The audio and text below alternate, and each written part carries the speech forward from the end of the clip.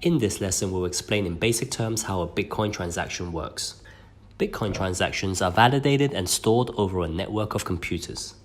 Validation ensures that the payments and transfers are accurate and valid. So for example, to ensure that there are sufficient funds in the bank account of the transferor. The network of computers keep track of Bitcoin payments and ensures each payment is added and stored to the Bitcoin blockchain, which is simply a list where all Bitcoin payments that have been made are recorded. In the Bitcoin network, the computer which stores the information also runs specialist software that connects the computer to other computers over the internet which are running the same software. The network of computers can talk to each other about new payments and updates to the Bitcoin blockchain. The updates will include a number of payments, often called a new block, which is validated, confirmed, and then distributed across all the computers on the network.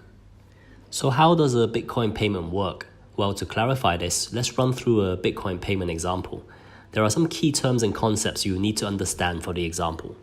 Firstly, there's the Bitcoin address. If you use the example of keeping your money in bank accounts, for Bitcoin you keep them in Bitcoin addresses. An example of a Bitcoin address, which is a 34-character address, is as shown on the screen. Then there's the private key. Each Bitcoin address has its own private key, a 64-character password, which is needed to send payments from that address.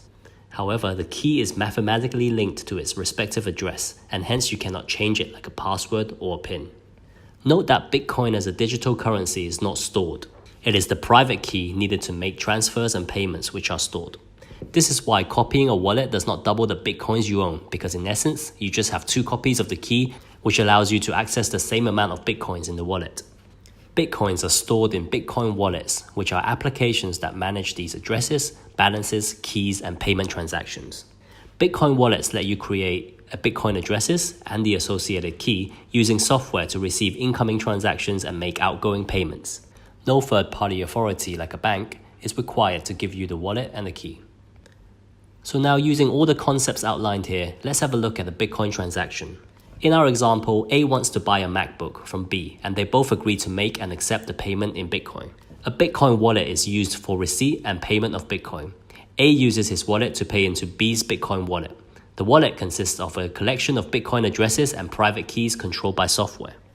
B would provide her Bitcoin address to A, who can then log onto his wallet, say over his phone, to initiate the transaction. The Bitcoin amount required is entered, together with the payment fee required for the mining.